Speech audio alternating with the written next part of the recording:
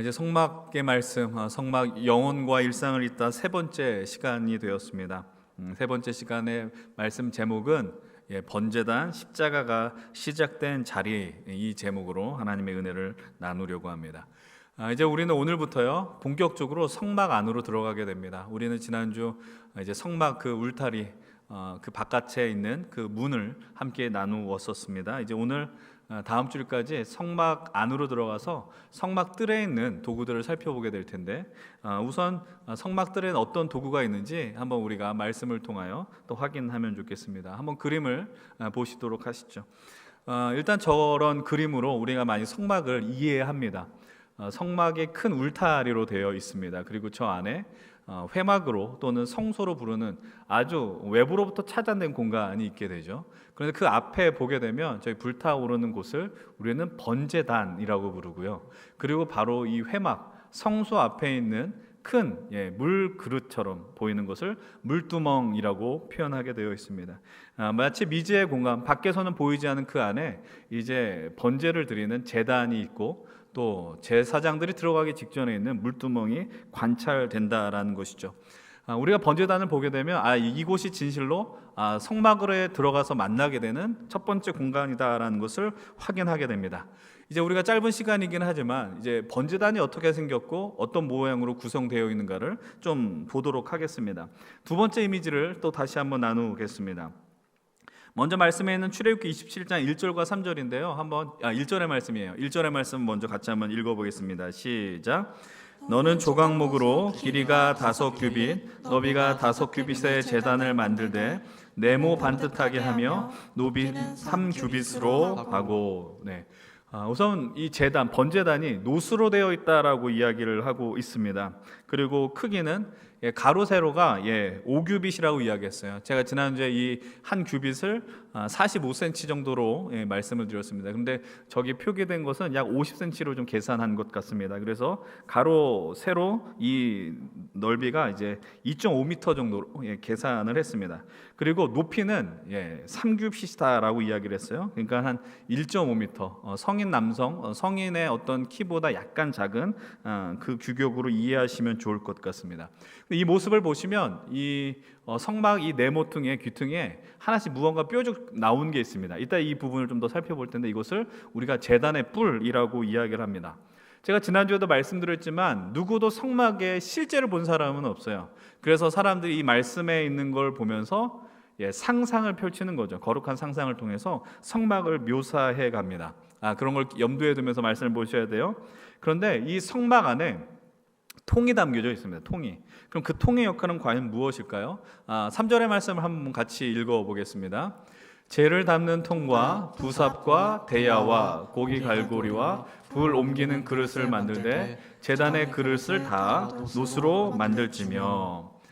이 번제단에는 태우는 일이 벌어지는 거예요. 불이 들어가고 하나님께 바치는 그 동물이 그 위에 올라가서 태워지는 일들이 벌어지게 되는 겁니다.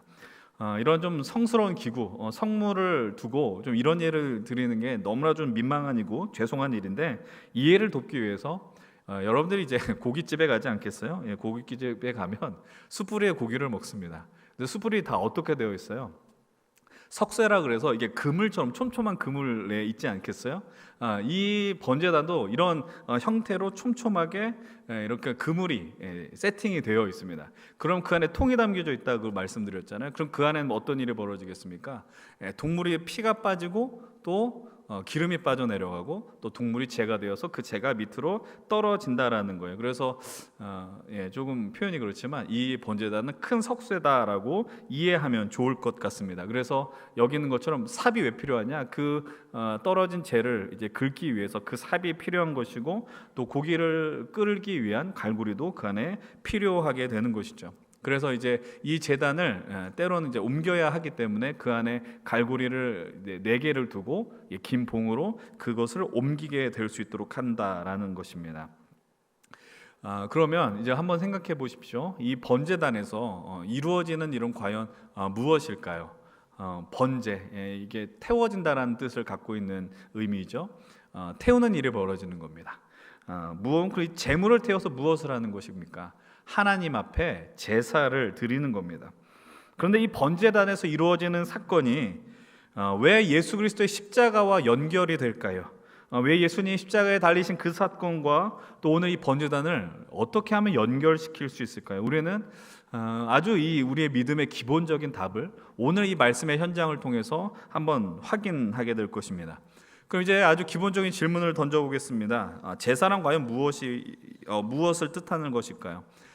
이 제사의 의미에 대해서 여러분들 작년 한 3월 정도로 기억이 됩니다. 작년 초에 좀 나누었었는데 다시 한번 오늘 이 말씀을 통해서 확인할 수 있었으면 좋겠어요. 왜 번제단이 성막 가장 첫 번째에 위치하였는가, 이걸 한번 살펴보면 좋겠어요.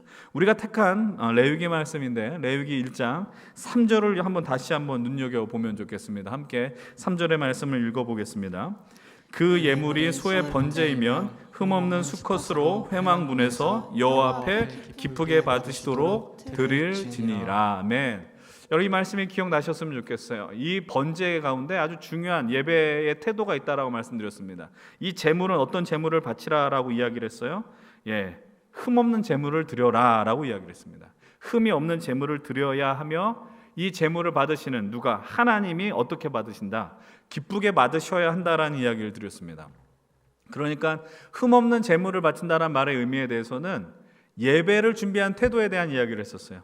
제물을 드릴 때 이 제물이 어떠한 문제가 있는지 없는지를 살펴봐야 한다는 이야기를 했었습니다. 이 동물이 어떠한 문제가 있지는 않은지, 저는 것은 아닌지, 아니면 사람들이 선호하지 않아서 그냥 버리긴 아깝고 그래서 하나님께 바치는 것은 아닌지, 그런 제물은 절대로 드려서는 안 된다라는 이야기를 하고 있는 것이죠. 그러니까 오늘 우리가 하나님을 향하여 예배할 때도 준비된 태도가 있어야 된다라는 거예요.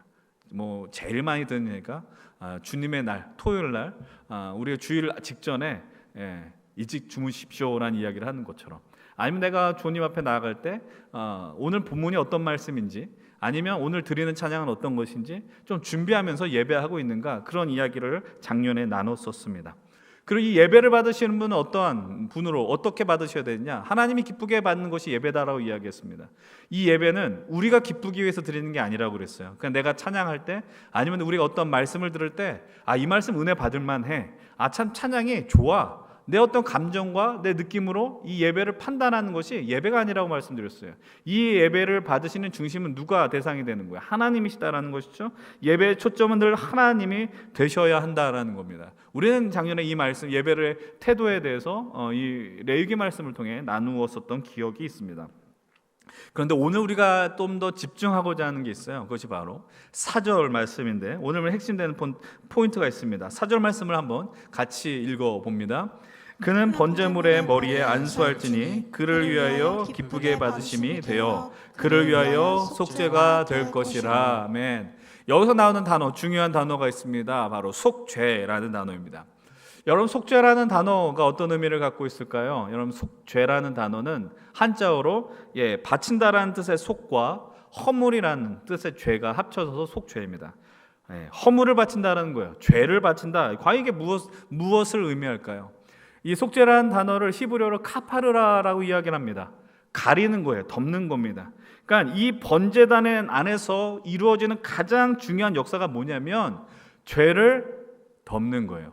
죄를 가린다라는 사실입니다. 이 번제단에서 벌어진 이 사역이 그토록 중요한 이유는 무엇일까요? 제가 이 자리에서 수차례 이야기했습니다. 이 거룩한 하나님 앞에 나갈 수 있는 자는 누구냐라는 거예요. 죄가 없어야 하는, 죄 없는 사람이어야 한다라는 겁니다. 그런데 인간이 죄가 없을 수 없다라고 이야기했어요. 거룩하신 하나님 앞에 죄인된 인간이 들어서게 되면 그 앞에 죽음의 심판을 면할 수 없다라는 것입니다. 그런데 이 허물을, 이 죄악을 덮기 위해서 반드시 필요한 것이 있었다라는 사실이에요. 그것은 바로 희생제물이다라는 겁니다. 다시 4절의 말씀을 유의 깊게 보십시오. 4절의 말씀 제가 한 번 더 읽어보도록 하겠습니다. 레위기 1장 4절의 말씀입니다. 그는 번제물의 머리에 안수할지니 그를 위하여 기쁘게 받으심이 되어 그를 위하여 속죄가 될 것이라. 지금 나오고 있습니다. 이 장면을 보십시오. 뭐라고 이렇게 표현되어 있습니까? 동물의 머리에 제사장들이 안수하고 있어요. 아니, 제사장이 아니라 이 제물을 바치는 사람들이 안수를 하고 있는 것입니다. 여러분, 그럼 이 안수의 의미가 무엇이냐라는 거예요. 이 번제물을 바치면서 동물의 머리에 안수를 한다라는 말의 의미는 이 제물을 바치는 사람의 죄가 누구에게 넘어가냐라는 거예요. 바로 이 동물에게 넘어간다라는 거예요. 다시 한번 말씀드려요. 이 제물을 바치는 자의 죄악이 그 누구를 향해서 넘어가느냐? 이 죽어가는, 태워진 이 희생 제물에게 넘어간다라는 의미인 거예요. 그걸 죄의 전가라고 표현합니다.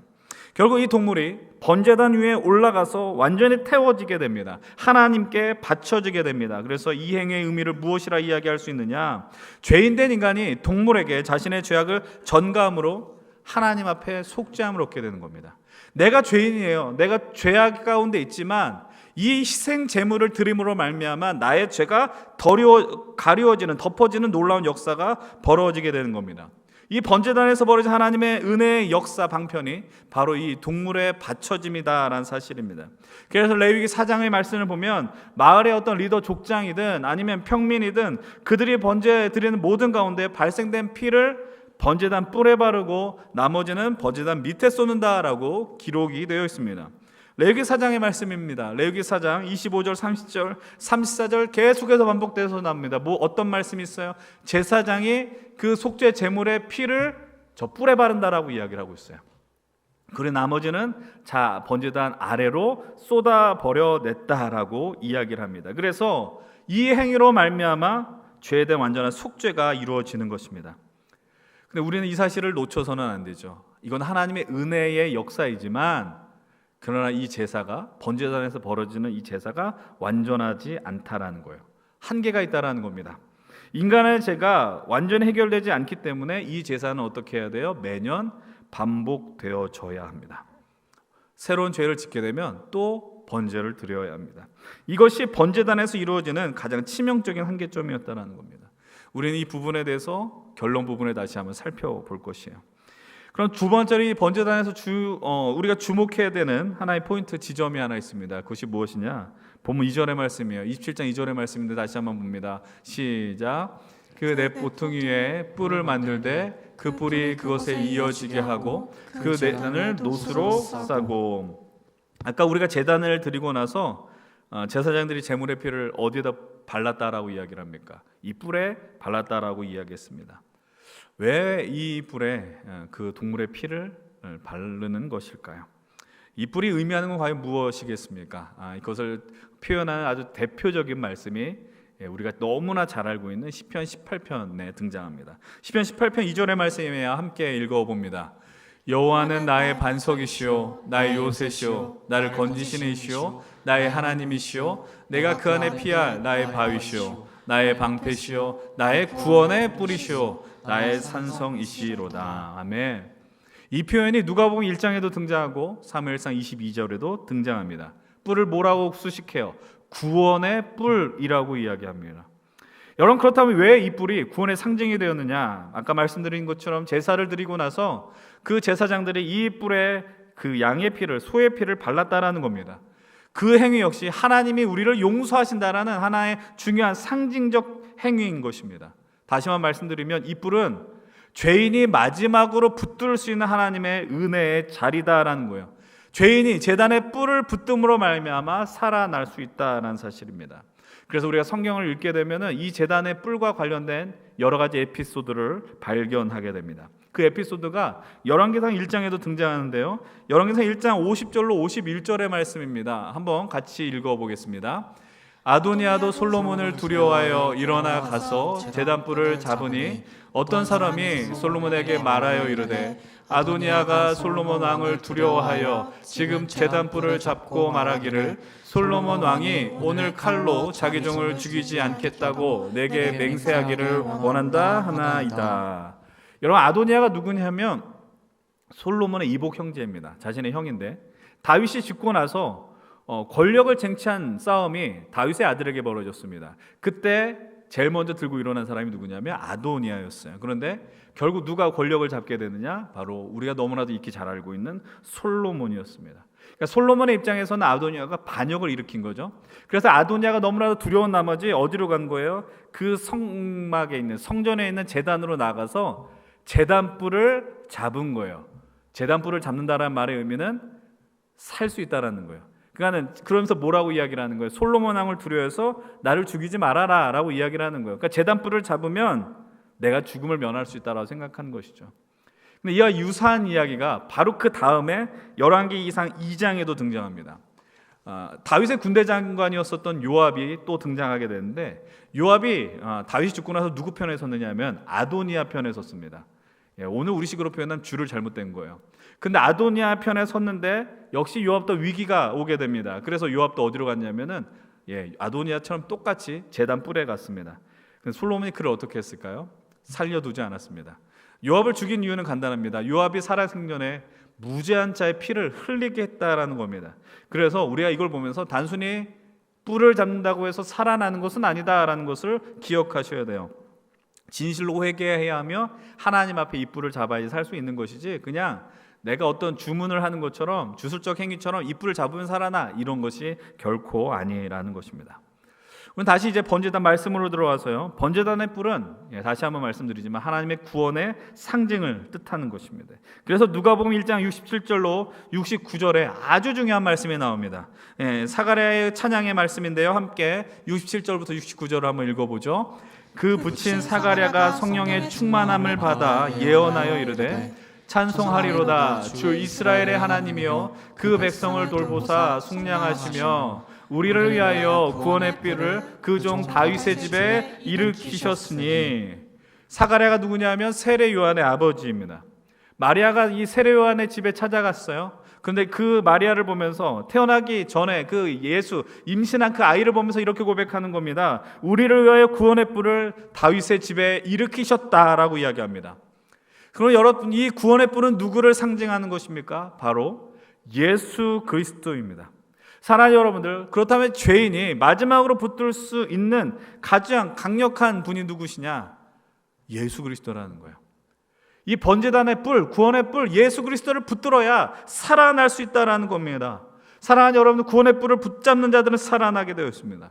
아무 생각 없이 우리가 손을 내밀어서 이 뿔을 잡으면 살아나, 이것이 아니고 진실로 그 예수 그리스도께서 우리를 죄에서 해방시켜 주시는 분임을 우리가 믿는다면, 그분을 붙들고 그분이 내 구원자로 고백한다면 우리에겐 새로운 생명의 역사가 임하게 된다라는 것입니다. 사랑하는 여러분, 우리가 이 예배 가운데 여러분 무엇을 붙들고 계시겠어요? 여러분, 우리가 예배 가운데 예수 그리스도를 생각하지 않으면, 예수 그리스도를 놓치면 이 예배는 다 헛것이 된다라는 거예요. 아니, 우리는 누구나, 제가 반복되어서 이야기를 합니다. 우리는 늘 뿔을 붙들고 삽니다. 그 뿔을 붙들면 그것이 나를 구원할 거라고 생각합니다. 근데 예수님을 붙들지 않고 여러분들 무엇을 붙들고 계십니까? 이것을 붙들면 내가 살아날 수 있을 것이다, 엉뚱한 것 붙들고 있지 않느냐라는 겁니다. 사랑하는 우리 힘센 청년 여러분들, 예수를 붙잡으셔야 됩니다. 예수 그리스도를 붙들어야 우리 삶에 새로운 구원의 길이 열립니다. 이것은 그냥 뻔한 이야기가 아닙니다. 오늘 이 말씀 속에서 왜 우리가 예수를 붙들어야 살아나는가를 여러분 진실로 확인하셨으면 좋겠습니다. 그리고 믿으셨으면 좋겠습니다. 그리고 그 은혜의 믿음의 걸음을 감당하시길 간절히 축복합니다. 근데 제가 아까 전에 말씀드렸던 것처럼 이 번제단에 한계가 있다라고 이야기했어요. 이 번제단에서 드려진 제사는요, 죄의 문제를 영원히 해결해 주지 못하기 때문입니다. 여러분, 우리가 죄를 지었어요. 그리고 이 번제단 앞에 제사를 드립니다. 내가 그럼 그 지었었던 죄가 해결이 되었어, 이렇게 될 수 있겠죠. 그런데 다시 또 죄를 짓습니다. 우리의 한계이죠. 우리는 넘어지고 또 실패합니다. 그래서 이 상황을 히브리서 기자는 뭐라고 고백하느냐? 히브리서 10장 1절로 2절의 말씀인데요, 이렇게 이야기를 하고 있어요. 여러분 같이 한번 눈으로 읽어보면 좋겠습니다. 함께 읽겠습니다. 해마다 반복해서 드리는 똑같은 희생제사로서는 하나님께로 나오는 사람들을 완전하게 할 수 없습니다. 만일 완전하게 할 수 있었더라면 제사를 드리는 사람들이 한번 깨끗하여진 뒤에는 더 이상 죄의식을 가지지 않을 것이고, 따라서 제사 드리는 일을 중단하지 않았겠습니까? 율법에 대한 이야기를 하면서 이렇게 말하는 거예요. 해마다 반복해서 드리는 희생제사인데 레위기에 나온 대속죄를 이야기를 하는 겁니다. 근데 매해 드리는 이 희생제사가 그 날에 아니면 그 해에 해당하는 죄 문제를 해결해 줘요. 근데 우리는 또 죄를 져요.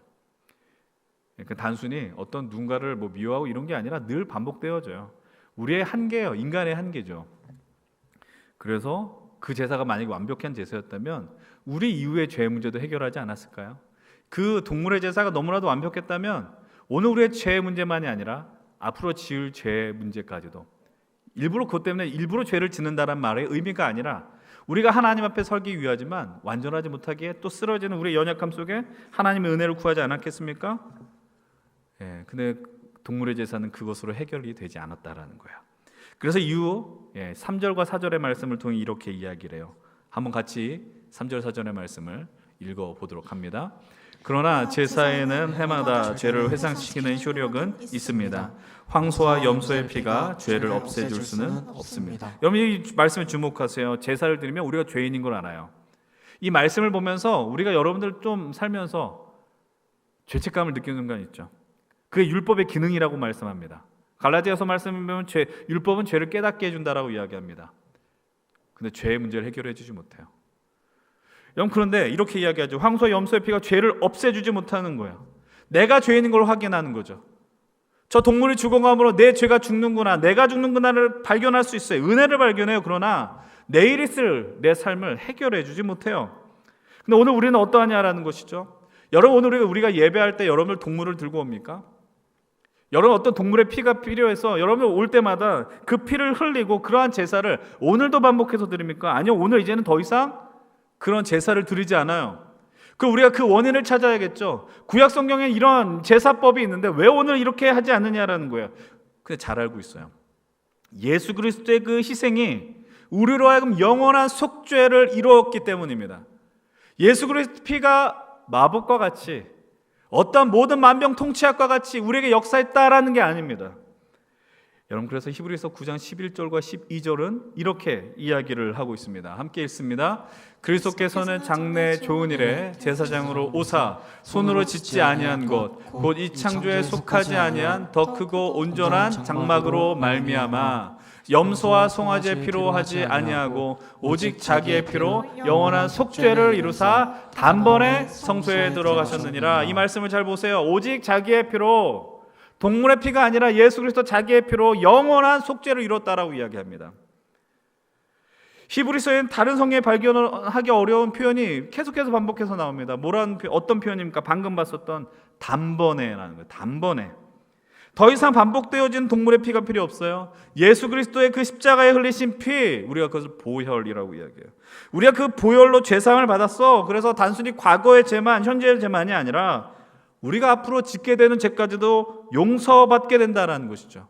사랑하는 여러분, 이것을 악용해서도 안 되고 오해해서도 안 돼요. 예수님이 우리를 위해서 죽으셨어. 그럼 난 또 죄를 지어도 돼. 일부러 죄를 지어도 돼. 이거는 예수 그리스도의 복음을 하찮게 만들어버리는 거예요. 그건 복음이 아니죠. 이따가 제가 여러분들이 질문을 던지겠어요. 목장 모임에 그 질문을 반드시 나누세요. 이게 무슨 이야기냐라는 거예요. 내 과거의 죄와 현재의 죄, 앞으로 지을 죄까지도 해결하는 예수 그리스도 십자가의 그 보혈이 뭐냐라는 거예요. 그 답은 여러분들이 찾으셨으면 좋겠어요. 아니 모르시면 물어보셨으면 좋겠어요. 그냥 내가 또 죄를 지어도 돼. 내가 지금 예배 드렸는데 다음 주에 어차피 또 예배 드릴 것이니까 한 주 막 살아도 돼. 이 얘기 결코 아니라는 겁니다. 여러분 이런 기도를 더 이상 안 드렸으면 좋겠습니다. 대표 기도할 때 하나님, 우리가 한 주간 죄를 짓고 살았습니다. 이 연약한 죄인이 또 주님 앞에 나와 회개합니다. 처음에는 들을 만한 기도이죠. 근데 그것이 반복되어서 나오면 그것은 무슨 소용이 있냐라는 거예요. 사랑하는 여러분, 예수 그리스도 십자가의 그 은혜가 얼마나 큰가를 오늘 우리 말씀을 통해 확인해야 돼요. 하나님이 우리를 포기하지 않는다는 말의 의미예요. 하나님 우리를 죄악에서 계속 건지겠다는 그 굳은 의지를 나타낸다는 것이죠. 그래서 오늘 우리가 택한 10장 10절을 통해서 분명하게 이야기하고 있어요. 10장 10절의 말씀 뭐라 이야기합니까? 함께 있습니다. 이 뜻을 따라 예수 그리스도의 몸을 단번에 들이심으로 말미암아 우리가 거룩함을 얻었노라. 또 나오죠. 단번에 드렸다니까요. 반복되어져서 여러 차례 드린 예배가 아니라는 겁니다.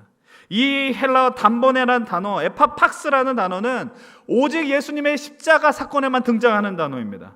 한 번에 해결하는 거예요. 한 번에. 더 이상 동물의 피가 필요하지 않는다는 거예요. 예수 그리스도의 십자가의 그 사건, 이젠 더 이상 그 십자가가 필요 없어요. 왜냐? 이미 행하셨기 때문이에요. 그래서 그것을 우리는 은혜라고 이야기를 하는 겁니다. 또 반복해서 말씀하시지 않습니까? 여러분 히브리서 10장 11절 14절 말씀 이렇게 이야기합니다. 모든 제사장이 날마다 제사에 서서 똑같은 제사를 거듭 드리지만 죄를 해결할 수 없습니다. 여러분 12절 13, 14절 같이 한번 읽어봅니다. 시작. 그러나 그리스도께서는 죄를 사하시려고 단 한 번에 영원히 유예한 제사를 드리신 뒤에 하나님 오른쪽에 앉으셨습니다. 그리고서 그는 그의 원수들이 그의 발 아래에 굴복할 때까지 기다리고 계십니다.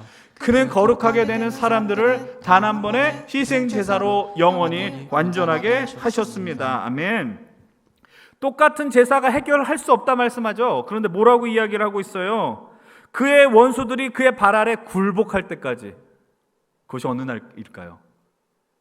주님이 다시 오시는 그날을 의미하는 거예요. 주님이 오시는 그날까지 예수 그리스도의 그 한 번의 제사로 인하여 우리는 영원히 하나님의 자녀로 택함받은 역사가 이루어졌다는 사실이에요. 그래서 오늘 우리가 무슨 일을 해야 되느냐? 구원의 뿌리 대신 예수 그리스도의 십자가를 붙들으셔야 한다는 사실이에요. 오늘 말씀의 제목이 무엇입니까? 번제단, 십자가가 시작된 자리다라고 여러분들 말씀드리지 않았어요? 여러분, 번제단은 진실로 하나님의 은혜가 시작된 자리라는 겁니다. 하나님의 십자가의 그 사랑이 예표된 자리다라는 겁니다. 그곳에선 동물의 피가 일시적으로 죄를 덮게 했어요. 일시적이에요. 근데 예수 그리스도의 십자가는요, 영원한 죄 문제를 해결해 주시는 것이죠. 동물의 피가 영원한 우리의 죄 문제 해결할 수 없으니 하나님이 방법을 제시해 준 거예요. 그 방법이 뭐예요? 예수 그리스도예요. 그 방법이 너무나도 지독하지 않습니까? 당신의 하나뿐인 그 아들을 바치게 하는 거예요. 여러분, 이 세상의 그 어떤 종교에 신이 죽으러 이 땅에 왔냐라는 거예요. 여러분, 좀 과격하게 표현하면 예수 그리스도께 이 땅에 오신 이유는 죽으러 오신 거예요. 근데 죽지 않으면 죄 문제가 해결되지 않는 거예요. 죽지 않으면 우리의 문제가 해결되지 않는 거예요. 하나님이 오늘 우리와 그 일상을 공유하고픈, 하나님 오늘 우리와 삶을 공유하고픈 그 해결, 그 문제가 해소되지 않기 때문에 하나님의 아들을 보내며 영원한, 그러나 한 번의 그 제사로 우리는 속죄를 얻게 됩니다. 사랑하는 우리 청년 여러분들, 지금까지 살아오시면서 이 질문을 늘 던지시지 않으셨어요? 왜 예수님이 죽어야 하느냐? 여러분, 그 질문 속에 답하지도 않아요. 어렸을 때부터 이 이야기를 수차례 들었다니까. 예수님이 나의 죄를 위하여 죽으셨습니다. 오늘 우리가 그 찬양을 고백했어요. 내가 주님을 못 받겠습니다. 내가 주님 십자가에 죽게 했습니다. 난 그런 적이 없는데요. 내 삶은 너무나도 깨끗했는데요. 내 삶을 하나님 보시기에 말씀대로 살아왔는데요. 그 반복된 이야기가 불편하게 들리지 않았냐라는 거예요. 이게 그냥 나와 무슨 상관이냐라는 거예요. 근데 우리는 늘 양 같아서 각기 행하지 않았어요. 그게 죄라는 거예요. 여러분이 살인하지 않았어요. 여러분이 간음하지 않았어요. 여러분들이 법에 어긋나는 행위를 하지 않았어요. 나는 죄를 지은 적이 없어요. 아니라니까요. 죄는 하나님과의 관계의 문제예요. 여러분 삶 속에서 아무리 성공할지라도, 여러분 삶 속에서 아무리 무언가 잘 될지라도 하나님을 거기서 배제시켜버리면 그게 죄라는 거죠. 죄의 최종 지점은 심판입니다. 죄의 싹은 사망이라고 이야기합니다. 죽음이 필요해요. 근데 우리를 향해서 너 죽지 말라는 거예요. 우리가 죄 문제 해결할 방도가 없지 않아요. 그래서 하나님이 우리에게 그 방법을 제안해 주신 거죠. 그래서 번제단에서 보여진 그 은혜, 십자가에서 이 희생이 완성되었다는 걸 기억하셔야 됩니다. 사랑하는 여러분, 우리 주님은 이 번제단에서 당신의 사랑을 완성하신 분이에요. 이 번제단은 예수 그리스도의 십자가의 시작이며 십자가에서 완전히 완성되었음을 기억하시기 바랍니다. 더 이상 우리는 번제단이 필요 없습니다. 오직 예수 그리스도를 붙들기만 하면 됩니다. 그 구원의 뿔을 붙들기만 하면 되는 겁니다. 예수님을 붙들면 살아나게 되어 있는 것입니다. 사랑하는 우리 힘센 청년 동역자 여러분들, 우리 이제 예배의 자리에 함께하는 우리 성도 여러분들, 이 십자가 여러분들의 영원한 속죄를 허락하시며 하나님이 주신 은혜임을 믿으시길 바랍니다. 번제단에서 이루어진 희생이 십자가에서 완성되었다라는 것은 더 이상 우리가 동물의 피가 없다, 필요 없다라는 의미이기도 하면서 우리가 더 이상 또 넘어질 수 있고 실패할 수 있지만 다시 우리가 일어설 수 있는 하나님이 주신 기회다라는 걸 잊지 않으시길 바랍니다. 십자가는요, 기회의 상징인 거예요. 여러분, 생명을 얻었다라는 거, 여러분 예수를 믿는다는 건 절망의 자리에서 일어설 수 있다라는 거예요. 여러분들은 죄송합니다. 한 주의 삶에 늘 힘들다고 이야기합니다. 힘든 것 제가 다 알지 못하지만 어느 정도 공감하고 어느 정도 또 모르기도 합니다. 근데 죄송하지만 계속 그 이야기를 하지 마십시오. 힘들다라고 이야기하지 마십시오. 절망의 이야기를 되뇌이지 마십시오.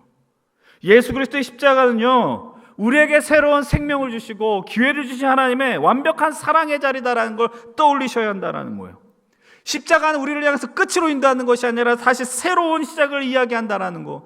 예수 믿고 사는 게 그게 기적 아니겠어요? 절망과 어둠이 아니라 빛과 소망으로 나가는 궁극적인 부활의 자리. 그래서 우리에게 번제단을 주셨어요. 그것이 구원의 자리다라는 것이죠. 이 성막 설교를 할 때마다 이거 반복해서 이야기할 거예요. 예수 그리스도의 십자가는 우리로 하여금 새로운 생명의 자리로 나가게 한다는 사실입니다. 그래서 오늘 여러분들에게 또 질문을 드리죠. 여러분들 오늘 무엇을 붙잡고 살아가실 것입니까? 부탁드립니다. 예수님을 붙드십시오. 예수님을 붙드시면 참 생명과 은혜를 누리시기 간절히 원합니다. 여러분 절망과 어둠의 자리에 머물러 있다라고 느끼신다면 제가 얼마나 많이 이야기했어요. 긍정의 힘이 아니에요. 그냥 여러분들 잘 될 거야라고 그냥 얘기하는 게 아니에요. 하나님께서 여러분들을 반드시 그 어둠에서 건져주실 거예요. 그걸 믿고 살아야죠. 그걸 믿으세요. 내가 오늘 끝이 아니라는 걸 여러분들 아셔야 돼요. 그냥 죽지 마시고 그 삶의 자리, 생명의 자리로 나아가십시오. 여러분 오늘 우리의 일상을 공유하는 하나님께서요, 여러분들 반드시 영혼의 세계로 이끌어 가실 것입니다. 영혼과 일상을 이어질 때 엄청난 일이 벌어지는 거예요. 여러분 눈이 열려요. 제가 요즘 그 얘기를 또 반복해서 하지 않습니까? 하나님의 시각으로 세상을 보게 될 때 여러분이 조금 여유를 갖게 될 것입니다. 하나님의 마음을 누리며 살아가기 싫을 때 오늘 이 순간에 벌어지는 거 정말 화가 날 수 있고 짜증날 수 있는데 그래도 하나님이 나를 이 가운데 생명을 허락하시고 지혜를 주셔서 담대하게 살 수 있도록 인도하여 주실 것이다. 사랑하는 여러분, 이 말씀 앞에서 십자가 감격을 회복하셨으면 좋겠고요, 십자가의 승리를 노래할 수 있게 되길 주의 이름 간절히 축원을 드립니다.